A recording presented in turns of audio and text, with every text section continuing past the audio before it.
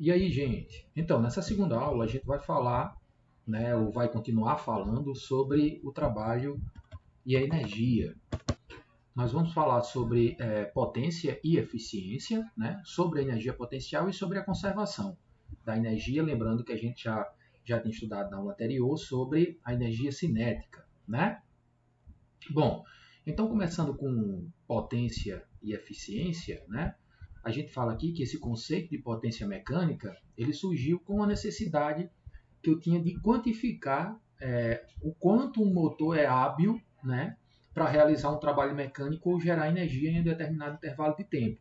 Então a potência ela surgiu justamente para isso, né? Então a gente pode definir a potência, né, como sendo a taxa de realização de trabalho durante um intervalo de tempo. Então a gente já viu o trabalho, né, que é a força vezes o deslocamento, né, que é o trabalho de uma força, né, que a gente já definiu antes.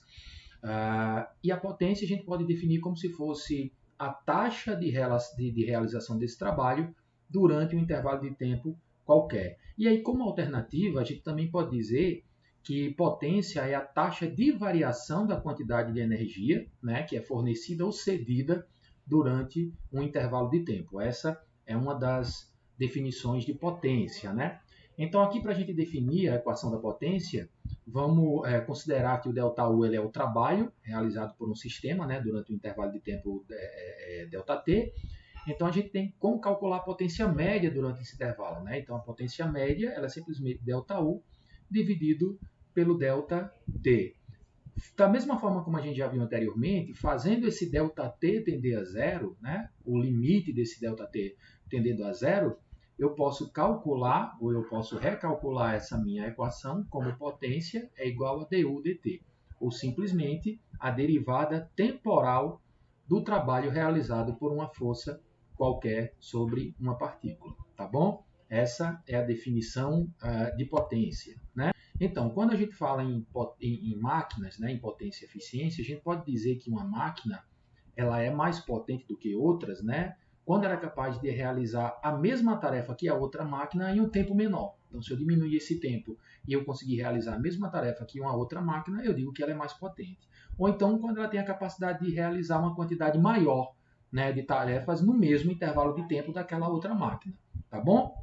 E aqui a gente tem a unidade de potência do sistema internacional, que é o watt, né? E lembrando que um watt equivale a 1 joule por segundo. E o joule, ele é newton vezes metro, que é o trabalho, né, que a gente tem. Então eu tenho newton vezes metro dividido por segundo, tá bom? Que é o watt, que é a unidade de potência. Bom, para que a gente torne esse conceito de potência mais preciso, a gente considera esse esqueminha aqui, ó. Por exemplo, imagina que eu tenha uma partícula, eu aplico uma força qualquer nessa partícula e eu tenho um deslocamento dessa partícula para esse ponto aqui. Então eu tenho o ponto 1 e o ponto 2, aplico uma força nessa partícula e ela se desloca até aqui. Então eu tenho uma força aplicada, que é o F, e eu tenho um deslocamento, que é o dr, né? Então a gente pode definir o trabalho infinitesimal realizado por essa força, né, durante esse intervalo de tempo, como ΔU igual a F dr, tá bom? Ou então, se eu precisar decompor, né, du, que é o trabalho, é igual a F cosseno de θ, né, multiplicado pelo ds, que é a própria trajetória, tá bom? Bom, como a potência é du dt, a gente pode escrever, já que o du é F dr, a gente pode escrever como potência, né, é igual a F dr dividido pelo dt, ou seja, dr dt é velocidade, tá bom? Então a gente tem que potência é igual a força, né, vezes velocidade, né, que é o produto escalar entre a força e a velocidade. Ou então, né, se precisar decompor essa força, Fv cosseno de θ. Lembrando que eu posso decompor essa minha potência em função das coordenadas, né? Então ela vai ficar Fx Vx mais Fy Vy mais Fz Vz, tá certo? E aí quando o motor ou máquina ela realiza trabalho, a gente utiliza de alguma forma de abastecimento energético, como combustível orgânico, uma bateria, eletricidade, ou seja, a gente precisa de algum combustível, digamos assim, né, energético, algum abastecimento energético, para que esse motor ele realize um trabalho, né? E aí uma importante medida de desempenho desse motor ou de uma máquina qualquer é a razão entre a sua capacidade de gerar a potência, que a gente chama de saída de potência, e a potência necessária para a sua operação, ou seja, a entrada da potência, tá bom? E aí, isso aí a gente chama de eficiência, né? Ou eficiência mecânica, que é nesse caso aqui, de uma máquina, de um equipamento, né? Que é indicada aqui por NI, né? E é definida como razão entre o trabalho de saída, que é o SAI, e o trabalho de entrada. Ou seja, a eficiência é igual ao trabalho que sai dividido pelo trabalho que entra, tá bom? E aqui a gente faz uma observação, né? Isso aqui só é válido se eu tenho, né, um trabalho que ele é realizado a uma taxa constante, tá bom? Se esse meu trabalho ele for realizado a uma taxa constante, eu posso calcular dessa forma, o trabalho que sai dividido pelo trabalho que entra, né? E aí, como a gente já conhece, como eu tenho sempre perdas de energia, né? A termodinâmica ela fala isso, a gente nunca consegue ter 100% de trabalho, então a gente pode afirmar que a eficiência mecânica de uma máquina ela vai ser sempre menor do que 1. Ou seja, a minha eficiência ela vai ser sempre menor do que 1. Eu nunca vou ter um equipamento, uma máquina 100% eficaz. Bom, aqui falando um pouco sobre outro tipo de energia, né? A gente viu a energia cinética na aula anterior e falando um pouco sobre outro tipo de energia, que é a energia potencial. E aí a gente começa falando sobre a energia potencial, lembrando, né, que tem algumas forças que atuam em partículas que podem gerar armazenamento de energia, né? E isso ocorre quando a gente realiza trabalho contra elas, ou seja, toda força que pode gerar armazenamento de energia, a gente geralmente denomina como força conservativa, tá bom? E aí existem dois tipos de força, as forças que agem no sistema a fim de modificar esse sistema, que a gente chama de força dissipativa, né? E as forças que não alteram a energia do sistema, que são as forças conservativas. O que significa isso? Então eu tenho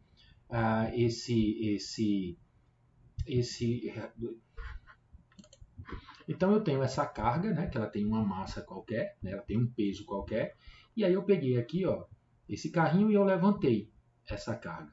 Na hora que eu levantei essa carga, eu fiz um trabalho, eu desloquei essa carga aqui para cima. E aí na hora que eu deixo essa carga levantada, essa carga aqui, ela conseguiu conservar aquela energia que eu coloquei para ela. Porque até então, quando ela estava parada aqui no chão, ela tinha energia zero. Ela nem tinha energia cinética, porque ela não estava se movimentando, e ela nem tinha energia potencial. Então, na hora que eu levanto essa carga e eu deixo ela levantada, é como se eu estivesse aumentando a energia dessa carga. Tá bom? E aí é o que a gente chama de força conservativa, porque essa força ela está se conservando. Eu preciso colocar uma força para manter ela levantada. E essa força ela está toda aplicada nessa carga aqui. Por isso que a gente chama de força conservativa. Tá bom? E aí, da prática, a gente observa ao calcular o trabalho realizado em partículas por algumas forças, né, que esse trabalho ele depende somente das posições inicial e final da partícula, ou seja, ele independe da trajetória. É independente, na hora que eu subo aquela carga, por exemplo, a trajetória que eu fiz até aquela carga sair do chão até ficar na altura que eu queria. Eu posso ter feito isso com aquele carrinho parado, ou eu posso ter feito aquilo com aquele carro em movimento. Então, a trajetória que eu coloquei desde o ponto onde aquela carga estava no chão até o ponto que ela está naquela altura, isso aí vai depender do trabalho, tá bom? Então, o trabalho que é realizado por uma força é dado por essa integral aqui, ó. O trabalho de um ponto 1 até um ponto 2 qualquer é dado pela integral do F dr, tá bom? Entre os dois pontos. Aqui, naquele caso, a gente pode considerar o ponto 1, o ponto onde a carga estava no chão, e o ponto 2 naquela outra altura, por exemplo, tá bom? Então, é dessa forma que a gente calcula. E aqui a gente tem exemplos de forças conservativas, né? Um exemplo é a força peso, que é uma força que se conserva, ela não muda, tá? Ela não se dissipa, na verdade. Cada corpo tem o seu peso e ela se mantém conservada, né? E a outra é a força de uma mola elástica, né? Que também é conservativa. Se eu estou, por exemplo, pegando essa mola e eu estou esticando essa mola, na hora que eu estico essa mola até um determinado ponto, eu estou aplicando a minha força à mola. E se eu mantenho essa mola esticada, eu estou deixando a força que eu apliquei para eu poder esticar essa mola dentro da própria mola. É tanto que se eu soltar, ela vai voltar ao normal. Por quê? Porque a energia ela se conservou. Eu apliquei uma energia e ela foi conservada nessa mola. Tá bom? Então, como a gente já viu, a energia cinética ela é a medida da capacidade de realizar trabalho a qual está associada ao movimento. Então, sempre que eu tiver um movimento, eu tenho uma energia cinética, né? E a energia ela pode ser definida como a capacidade para a realização do trabalho.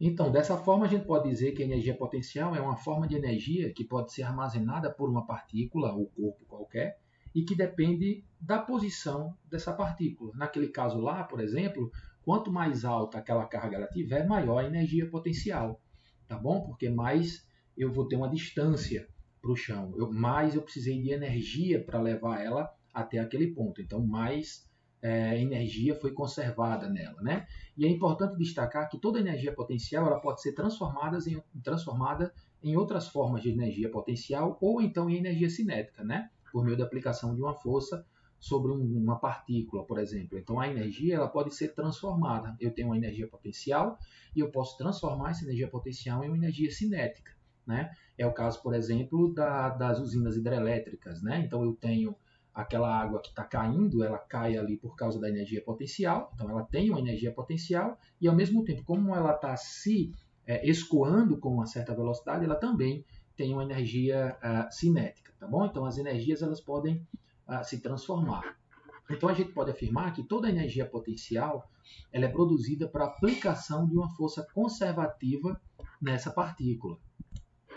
Que é o exemplo aqui, ó. Aqui eu tenho uma pedra, né? Essa pedra ela tem uma massa qualquer e ela está sendo segurada por esse pedacinho aqui, ó, né? Ela está sendo segurada por esse pedacinho aqui, ó. Tá bom? Pode ser uma montanha, por exemplo. Então a montanha está segurando, tá aplicando toda a força para segurar essa partícula aqui, ó. Essa pedra, né? Então o seguinte, pode ser que quebre isso aqui ou que essa pedra ela não tenha capacidade de ficar grudada aqui nessa montanha e ela caia, tá? Então, na hora que ela cai, toda essa força que estava sendo usada para segurar ela é como se tivesse passado de uma forma conservativa para essa pedra e essa pedra ela cai. Então, na hora que ela cai com essa mesma energia que ela tinha ou com que ela estava sendo segurada aqui por esse pedacinho de montanha, tá bom? E aí a gente tem dois tipos ou duas formas de energias potenciais mecânicas. A energia potencial gravitacional, que é essa daqui, que é uma energia que vem por causa da aceleração da gravidade, da força da gravidade, né? E a energia potencial elástica, que é aquele caso que a gente viu lá das molas, tá certo? E a energia potencial gravitacional, ó, ela é relacionada à altura de um corpo em relação ao solo e é dada por essa equação. Então, a energia potencial gravitacional é igual a massa vezes a gravidade vezes o y, onde esse y é a distância de uma referência qualquer até o ponto onde essa minha partícula ela está. Lembrando que a força que está atuando sobre essa partícula, sobre esse objeto, é a força-peso. Já a energia potencial elástica, ela é uma forma de energia que está relacionada à compressão ou elongação, né, de um corpo que tende a voltar ao seu formato original. Como exemplo aqui as molas e alguns tipos de elásticos, né?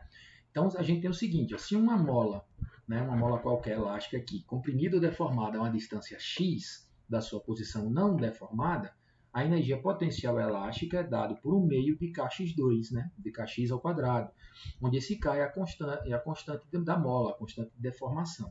Tá bom? Então, na hora que eu tenho essa mola que tem uma constante, e eu estico essa mola de um ponto até um ponto x qualquer, né, ela tem uma energia potencial, né, que a gente chama, que essa energia ela fica armazenada na mola, que a gente chama de energia potencial elástica, e ela é dada por essa equação aqui, tá certo? E aí, no caso geral, em que uma partícula ela se submete tanto à força gravitacional como à força elástica, a energia potencial da partícula ela simplesmente expressa como uma função potencial, que a gente chama que é dada pela soma algébrica, ou seja, essa função potencial, né, essa energia potencial total, digamos assim, ela será a energia potencial gravitacional mais a energia potencial elástica, tá bom? Lembrando que as energias potenciais gravitacional e elástica elas são escalares, né? Elas não são vetoriais. E aí aqui a gente fala um pouco sobre a conservação de energia, né? Já que a gente já viu os tipos de energia, né? A energia cinética e a energia potencial, aqui a gente trabalha, ou a gente vai ver a questão da conservação de energia. E quando a gente fala em conservação de energia, a gente está falando de alguma coisa que não muda com o tempo. Quando eu digo que a energia ela se conserva, é porque essa energia ela não está mudando ao longo do tempo, né? Então existe a conservação de energia, sim, ou seja, o somatório das energias cinética e potencial de um determinado corpo, elas tendem a se conservar.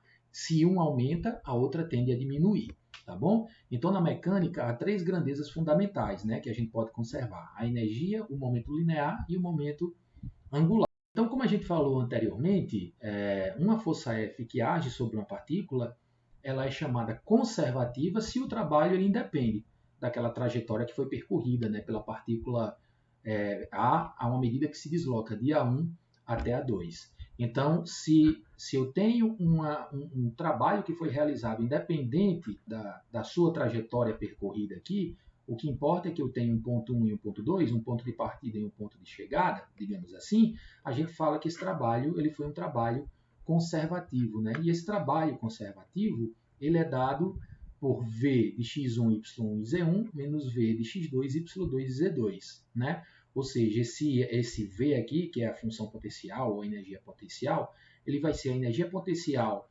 nesse ponto aqui, ó, né, x1, y e z1, nessa coordenada x1, y e z1, e esse outro V na coordenada x2, y2 e z2. Ou seja, o trabalho conservativo ele vai ser igual a simplesmente V1 menos V2, a energia potencial no ponto 1 menos a energia potencial no ponto 2, né? Ou a função potencial no ponto 1 menos a função potencial no ponto 2. Tá certo? E aí, para qualquer força conservativa, né, a gente pode escrever para um caminho fechado, integral de f dr vai ser igual a zero. O que é que significa isso? Significa o seguinte: ó, ao longo de uma trajetória circular, o trabalho realizado por uma força conservativa ele vai ser nulo. Ou seja, V1 é igual a V2. É como se eu tivesse uma partícula que sai desse ponto, aí eu subo com essa partícula até um determinado ponto e eu volto para o ponto que eu estava inicialmente. Ou seja, o trabalho conservativo que eu fiz, levando essa partícula para um determinado lugar e trazendo essa partícula para o lugar que ela estava antes, vai ser zero. Eu não realizei nenhum tipo de trabalho sobre essa partícula. Tá certo? E aí, para qualquer força conservativa, a gente pode escrever a seguinte expressão. Então, a força conservativa ela vai ser igual a menos, que multiplica dV dx na direção y, mais dV dy na direção j, mais dV dz na direção k. Lembrando que essa equação aqui ela é dada simplesmente por del V, ou seja, esse aqui é o que a gente chama de operador nabla, né? E esse operador ele é simplesmente o d dx mais o d dy mais o d dz. Bom, aqui a gente tem a equação, né? Essa equação ela é a forma mais geral do princípio trabalho-energia, né? Porque ela se aplica a qualquer sistema. Os T's eles são as energias cinéticas para as várias partículas que estão envolvidas, e o U é o trabalho realizado pela força, né? Essas forças que realizam trabalho em um sistema, se elas são conservativas, é possível usar as variações de energia potencial para encontrar o trabalho realizado por essa força, tá? E aquela equação ela ainda pode ser reescrita dessa forma aqui, ó, né? Substituindo o meu trabalho conservativo pelo V1 e V2, onde os V's eles são as energias, né, potenciais elásticas e gravitacionais, né? Então a gente pode reescrever a equação dessa forma: T1 mais V1 mais o trabalho não conservativo vai ser igual a T2 mais V2. Tá bom? E aqui a gente tem uma observação: as únicas forças conservativas que são incluídas na energia potencial são as forças de molas e as forças gravitacionais, como eu já comentei. Então, com isso daqui, a gente tem a equação geral da conservação da energia, né? Então, eu tenho a energia cinética, né, no ponto 1, mais a energia potencial, mais o trabalho não conservativo, vai ser igual às energias cinéticas no ponto 2, mais a energia final no ponto 2. Tá bom, gente? E aí, quando a partícula se desloca apenas sobre a ação das forças conservativas, né, o princípio de trabalho e energia ele pode ser expresso da seguinte forma. Então, aquele termo do trabalho não conservativo, ele pode sair. Ou seja, V1 menos V2 é igual a T2 menos T1, ou então T1 mais V1 é igual a T2 mais V2. Ou seja, a gente pode afirmar que para sistemas conservativos, o princípio trabalho e energia torna-se a conservação normal da energia mecânica, né? Energia cinética no ponto 1 mais a energia potencial no ponto 1 vai ser igual a energia cinética no ponto 2 mais a energia potencial no ponto 2, tá bom? A equação da conservação da energia afirma que durante o movimento de uma partícula, a soma das energias potencial e cinética, ela permanece constante. Foi aquilo que eu lhe falei. E para que isso ocorra, a energia cinética tem que ser transformada em energia potencial e vice-versa. Tá bom, gente? Então era isso. Um abraço.